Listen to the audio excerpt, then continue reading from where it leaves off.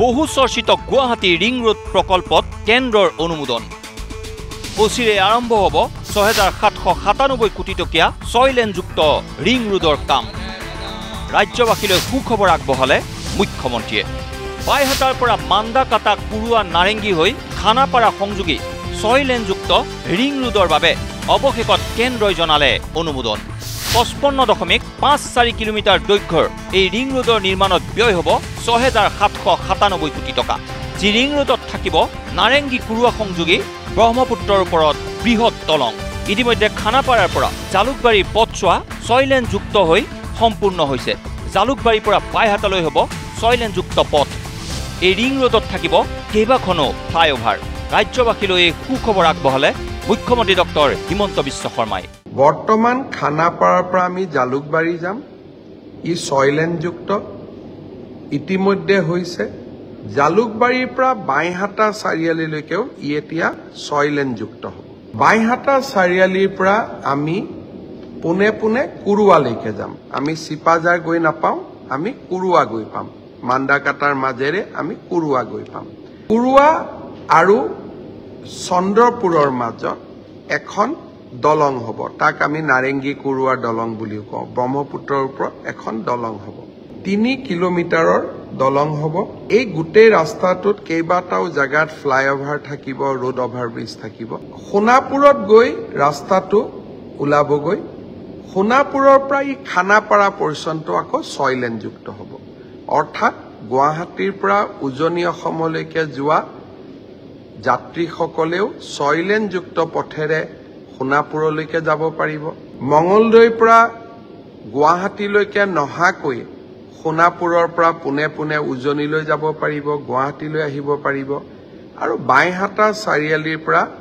কোনোবা মানুহৰ যদি গুৱাহাটীত কাম নাথাকে বিমানবন্দৰলৈকে যাব খোজে বা মঙলদৈৰ পৰা বিমানবন্দৰলৈকে আহিব খোজে তেওঁলোকে পুনে পুনে নাৰেংগী কুৰুৱা দলংখনেদি নেশ্যনেল হাইৱেত উঠি বিমানবন্দৰলৈ গুচি যাব পাৰিব এই গোটেই প্ৰকল্পটোত ৬,৭৯৭ কোটি টকা খৰচ হ'ব ইয়াৰ লগতে মহানগৰীৰ নুনমাটি আৰু দীঘলী পুখুৰী সংযোগী ফ্লাইঅভাৰখনৰ নুনমাটি আৰু চানমাৰীৰ অংশৰ কাম ২০২৫ চনৰ বহাগ বিহুৰ পূৰ্বে সম্পূৰ্ণ হ'ব বুলি জানিবলৈ দিয়ে মুখ্যমন্ত্ৰীগৰাকীয়ে আনহাতে ২০২৬ চনৰ বহাগ বিহুৰ পূৰ্বে সম্পূৰ্ণ হৈ উঠিব বাকী অংশৰ কাম এই সুখবৰো দিলে মুখ্যমন্ত্ৰীগৰাকীয়ে নুনমাটিৰ পৰা আমি যিখন ফ্লাইঅভাৰ বনাই আছো দীঘলী পুখুৰীলৈকে ট্ৰেফিকৰ কষ্টও হয় মানুহৰো যান বাহনৰ কষ্ট হৈছে আমি এটা সংকল্প ললো যে ২০২৫ চনৰ বহাগ বিহুৰ আগতে অৰ্থাৎ অহা বহাগ বিহুৰ আগতে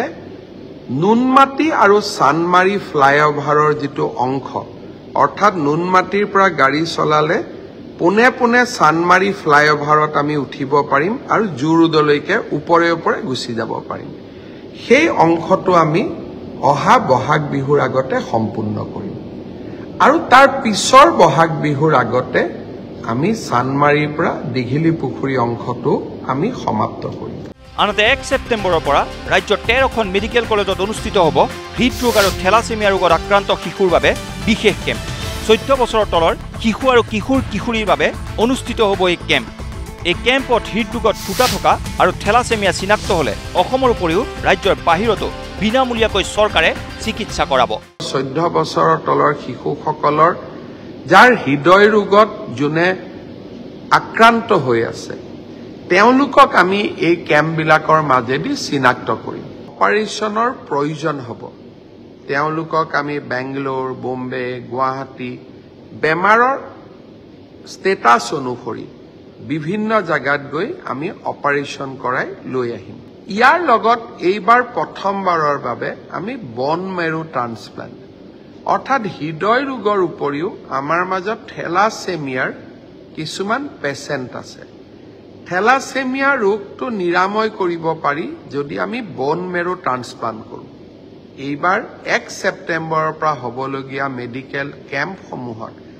আমি বন মেৰু প্ৰয়োজন নেকি ট্ৰান্সপ্লান্ট প্ৰয়োজনীয় নেকি তাৰ বাবে থেলাছেমিয়া ৰোগীসকলকো পৰীক্ষা কৰিম ব্যুৰো ৰিপৰ্ট নিউজ লাইভ